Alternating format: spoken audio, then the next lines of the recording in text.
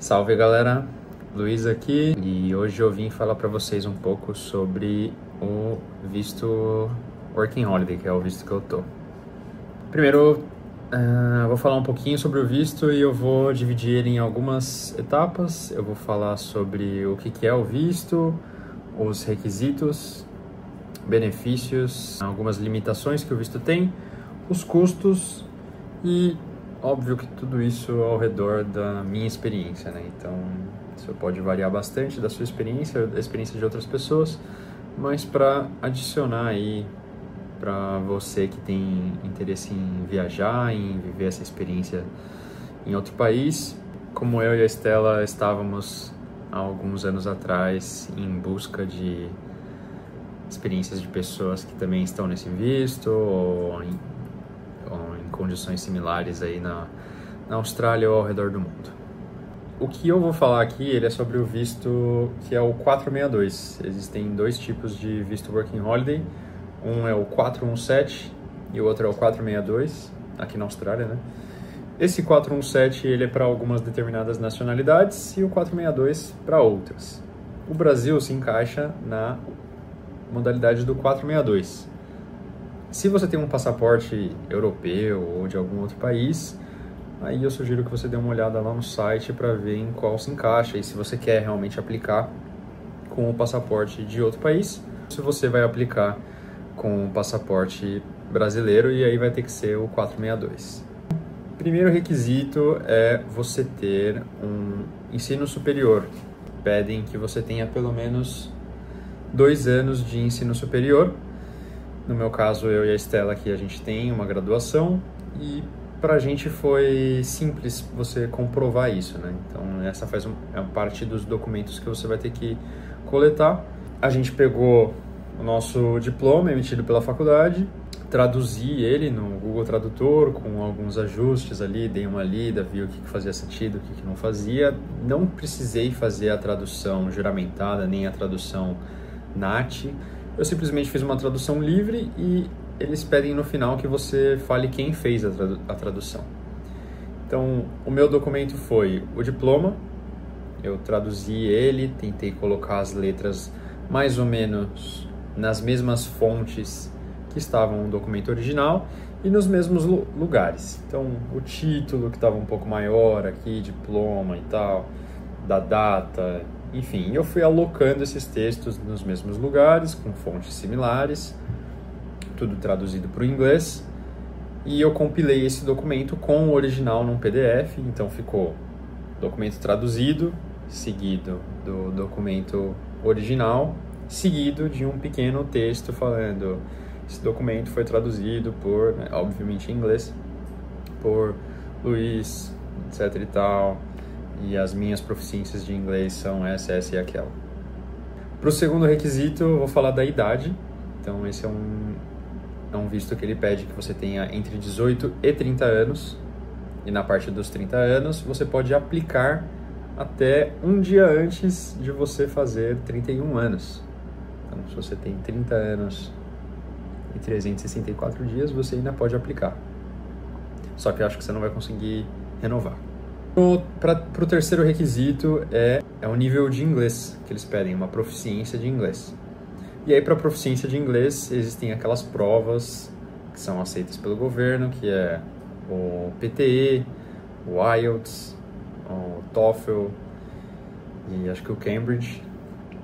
E todas essas provas elas são um pouco similares, elas custam ali por volta de R$ 1.100, algo nessa linha.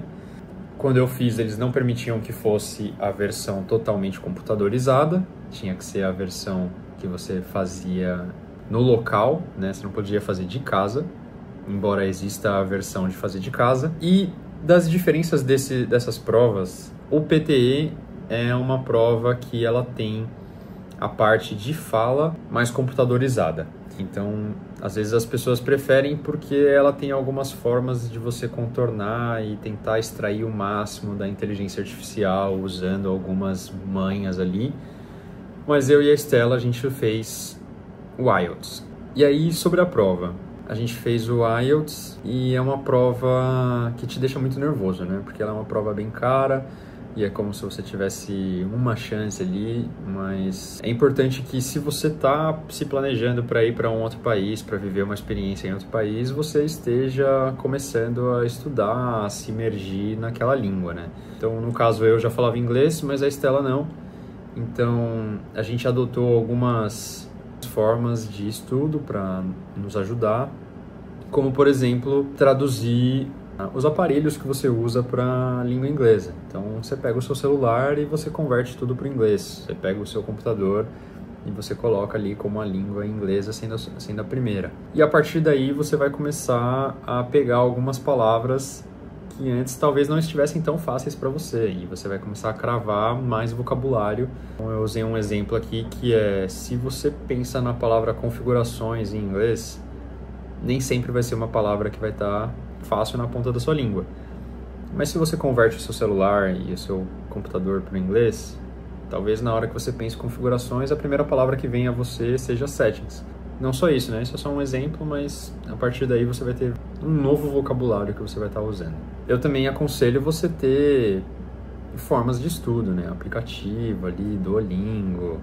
E o que eu acho muito importante também é você se interessar pelo negócio, você ouvir música, você olhar a letra, você ouvir o seu artista falando o negócio em inglês e tentar, né, escutar e falar, nossa, agora eu lendo aqui eu consigo ver que ele falou isso. E eu também aconselho, que foi algo que a gente fez muito, que é você pegar uma série que você assiste, uma série favorita aí, seja Friends ou, sei lá, Grey's Anatomy, How I Met Your Mother, Gossip Girl, The Office, algo assim, uma série que você goste, que tenha muitos episódios, e você vê em inglês com legenda em inglês. E aí algumas pessoas pensam, será que eu não deveria ver sem a legenda, né? Porque na vida real não tem legenda. Mas eu acho que quando você vê com a legenda, você pratica mais de uma categoria da língua ali. Você está não só praticando a sua audição, mas você está praticando também a leitura, e você está associando a leitura com a audição, e você vai conseguir perceber o sotaque que o cara usa quando ele fala aquela palavra. Você vai aprender novos termos assim que eles usam na série, algo que eu recomendo bastante. Agora para o próximo requisito, que é a comprovação financeira. Para a comprovação financeira, eles pedem que você tenha pelo menos $5.000 disponíveis na sua conta, e quando eles falam disponíveis, não pode ser em ações ou em títulos ou em renda fixa, que tem que ser líquido na sua conta. E o que a gente fez foi, a gente juntou o equivalente a esses $5.000, que deve dar aí mais ou menos uns R$18 mil, mais um pouco, né, porque ele precisa ter também o valor disponível para uma passagem de ida e volta. Então eu acho que R$20 mil ali é o suficiente. A gente colocou numa caixinha do Nubank, com 3 meses de antecedência, né, da aplicação do visto, e a gente deixou esse dinheiro ali por 3 meses pelo menos, para mostrar que ele estava disponível por 3 meses. E próximo da data da aplicação, a gente foi ali no chat, solicitou um documento que comprovasse o valor que estava disponível nas caixinhas pelos últimos 3 meses, falamos o motivo, e eles geraram esse documento e nos enviaram por e-mail. Não foi nada muito difícil. Eu imagino que com outros bancos também não seria muito difícil, desde que ele tenha ali um chat para você pedir uma ajuda, para você solicitar um documento um pouco diferente. Além desses $5.000, vai ter também o preço da aplicação do visto, que é, se eu não me engano, $670. Deve dar aí uns R$2 mil mais ou menos. Na hora de pagar, eu usei o cartão de crédito do Nubank, também não tive problema com isso. E agora vamos para a parte de benefícios. Para o primeiro benefício do visto Working Holiday, como o visto diz, ele é um visto que você pode trabalhar e viajar. Então vamos começar com a parte de trabalhar. Diferente do visto de estudante, o visto de estudante ele tem uma limitação de trabalho de 48 horas quinzenais, né? Então 24 horas semanais é o que você pode trabalhar. O visto Working Holiday, você pode trabalhar quantas horas você quiser. Ele te permite, né, na parte de viajar, você viajar para onde você quiser, quantas vezes você quiser, dentro e fora da Austrália. Então, quando você voltar, você vai estar com o mesmo visto e tá tudo ok. Ele te permite também ficar por 12 meses, né? Uma vez que você aplica e é aprovado, ele te permite 12 meses de visto, que é diferente de estudante também, que você aplica por um período certinho, você precisa ter ali o seu curso pago, né? Por um período X. E esse visto permite também que você renove por um segundo ou até um terceiro ano. Hoje a gente vai falar do primeiro visto com a possibilidade de renovar para um segundo. Então, se você tem o primeiro ano e você quer renovar, você vai ter que fazer o trabalho regional. Que eu imagino que se você está aqui nesse vídeo, você tem alguma noção do que é o trabalho regional, mas eu vou falar um pouco da minha percepção, do que eu acho que é e da minha experiência.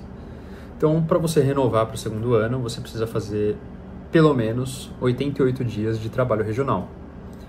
Esse trabalho regional, ele pode ser trabalho em fazenda, trabalho com hospitality, que é trabalhar em hotel, restaurante, pode ser trabalho com construção, com resgate de áreas queimadas, com pesca, enfim, tem algumas categorias. O pão de queijo está pronto.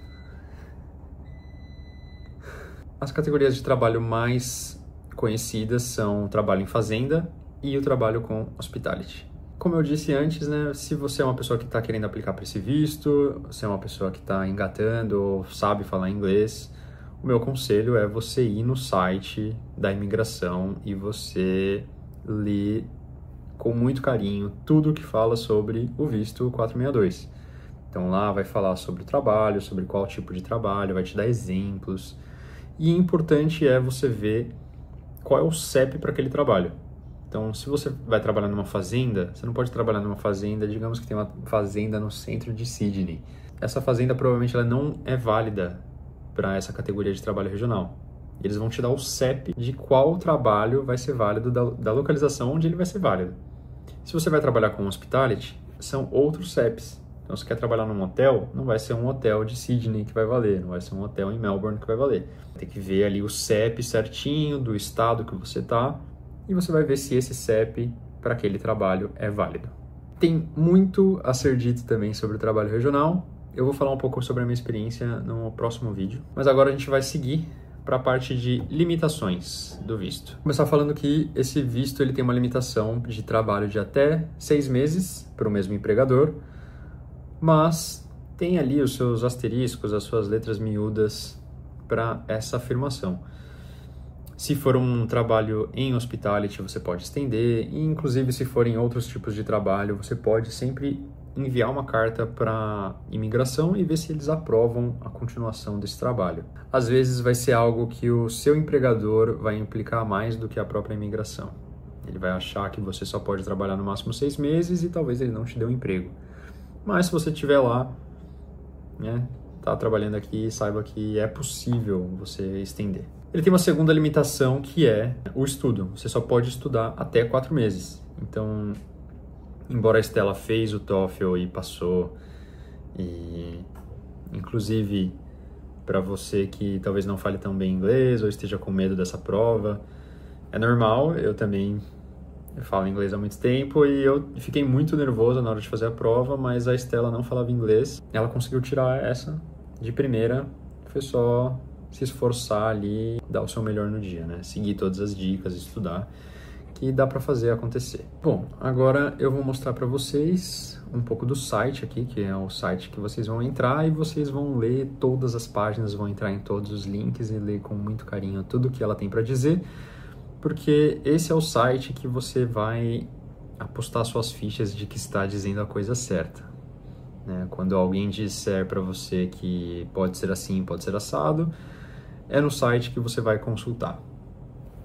Então, a minha dica é você digitar IME com 2 M's 462 e provavelmente vai cair nesse primeiro link aqui, Work and Holiday Visa 462, né, o site ime.homeaffairs.gov.au, e nesse site vai ter todas as informações que eu já falei aqui e muito mais, né? Então vai falar a sua elegibilidade, né, quais países que valem, quais países que não valem, né? Aqui a gente está falando do primeiro ano.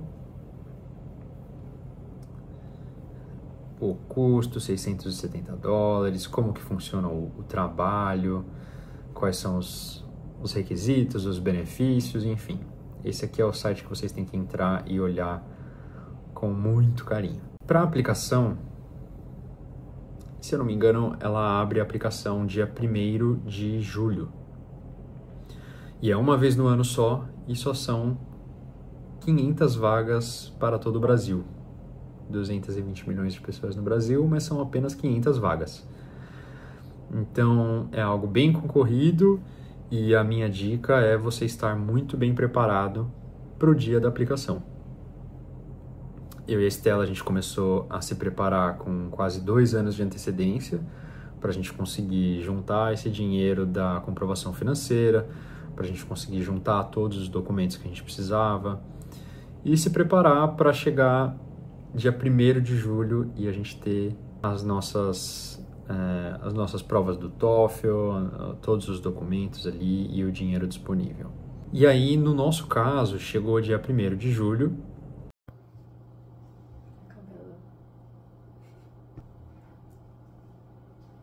Onze e 5, era pra, em tese.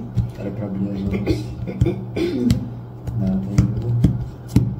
Estamos atualizando a página igual os dois malucos. Cada 2 segundos. Nos 2 anos anteriores, a nossa aplicação também foi dessa mesma forma. Quando chega no dia, o site entra em manutenção e você não consegue mais visualizar o site. Até que ele diz para você, ó, a gente vai voltar numa hora tal. E pra gente, se eu não me engano, era mais ou menos, estava dizendo que era o equivalente a 8 horas de São Paulo, 8 horas da noite. E quando foi chegando perto das 8 horas da noite, a gente foi atualizando o site ali, F5, F5, F5. E quando deu 8 horas da noite, ele falou, olha, o novo horário que vai voltar ao site é 10 horas da noite. E aí deu 10 horas da noite, ele falou, o novo horário que vai voltar é meia-noite. E eu tô torcendo pra não aparecer um aviso aqui, pra daqui. Pra 4 horas da manhã. E aí deu meia-noite e eles esticaram de novo, sei lá, até 4 da manhã. Se mudar pra 4 horas da manhã, não dá pra gente dormir e, vamos acordar 3h30, a gente acorda. A gente fica de meia horinha. É porque no primeiro ano aconteceu igualzinho, os caras falaram que ia abrir às 4 da manhã e abriu às 2. Então tinha gente dormindo. Bobeando, exatamente. Vamos ver se daqui uns 10 minutinhos. Volta. É isso? É. 11h09. E acabou de atualizar aqui. Eles postergaram mais uma vez para as 3 da tarde na Austrália, que vai ser 2 da manhã aqui no Brasil. Antes estava aqui falando que ia ser ao meio-dia, então seria 11 da noite. E agora 3 da manhã. A gente já sabia que talvez fosse ser assim. Eu estava torcendo que não, né? Mas se for igual ao primeiro ano, eles talvez abram antes desse horário previsto aqui. É isso, vamos ficar de olho. Não vamos dormir hoje. A gente não acreditou muito nesse horário e a gente ficava atualizando a cada 10, 15 minutos para ver se tinha novidade. Até que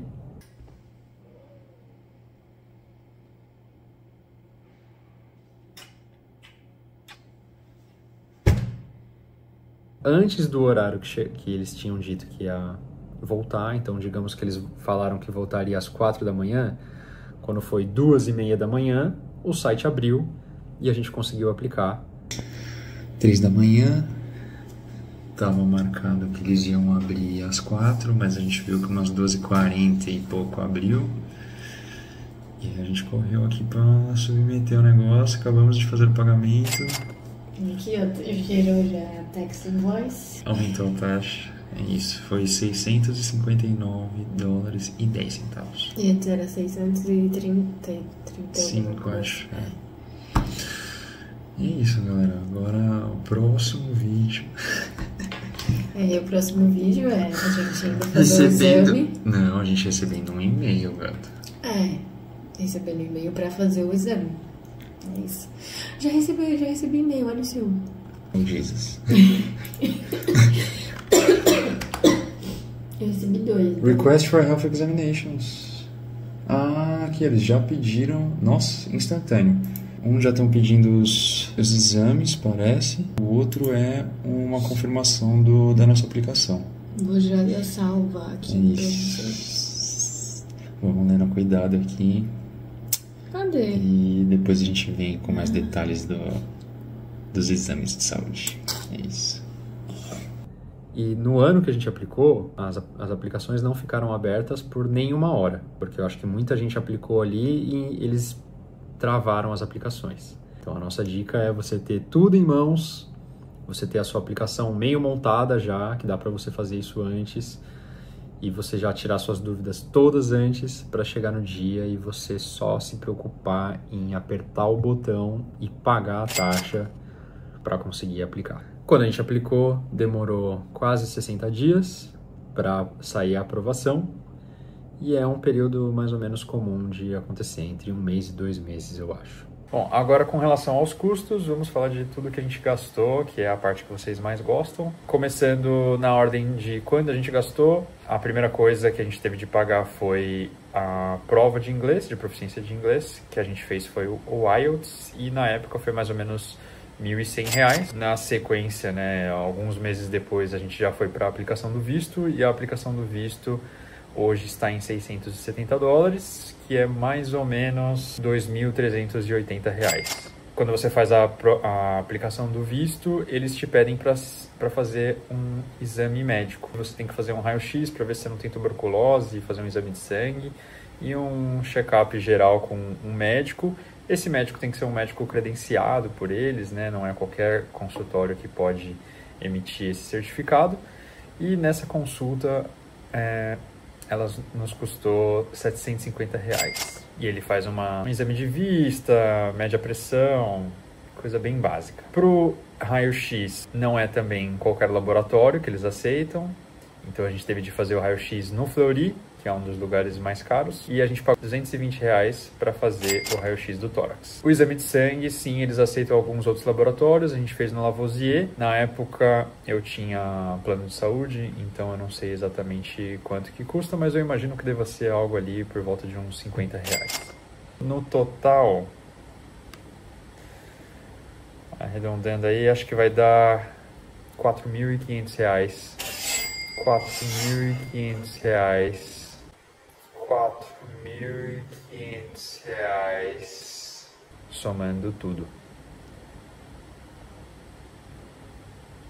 Bom, falei um pouco do visto e eu vou fazer um segundo vídeo falando sobre a nossa experiência com mais detalhes sobre o trabalho, o regional, sobre a nossa jornada aqui como um todo.